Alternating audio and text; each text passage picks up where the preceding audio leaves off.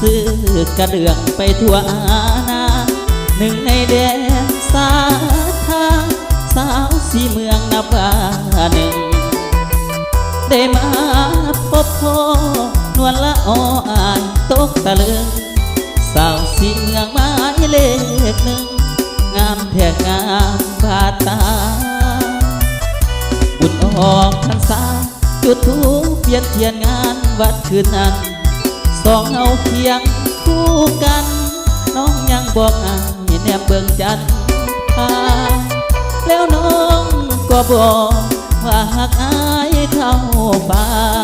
อายก็บอกน้องนะว่าอายหักน้องเท่าแผ่นดินกราบวิงวอนเจ้าแม่สีเมืองผู้ศักดิ์สิทธิ์จงสวยเนรมิตให้ฮักคานีสมหักสมหวังให้ความฮักคายังยืนยาวยงจีลังสิ่งที่ข้าว่าหวังคือให้ข้าได้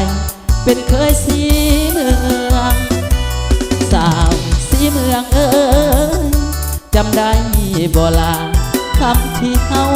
สัญญาสิ้นออกพรรษาจะมาหมายมันข้าดองสิ้นสอเบาสวรรค์บ่เคยหวันสิ่งข้าใจอายนั้นอยากสาวสีเมืองดอกบ่เจ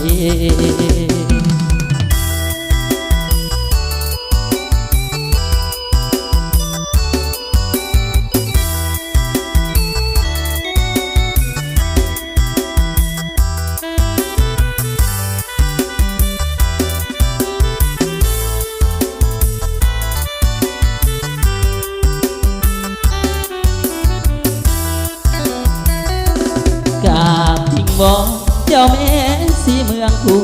ศักดิ์สิทธิ์จงสวยเนรมิตให้ฮักคันสมหักสมหวัง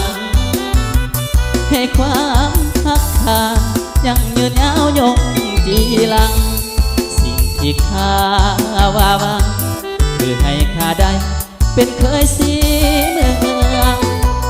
สาวสีเมืองเอ้ยจำได้บ่ลาคำที่เฮาสัญญาสิ้นออกพรรษาจะมาหมายมัน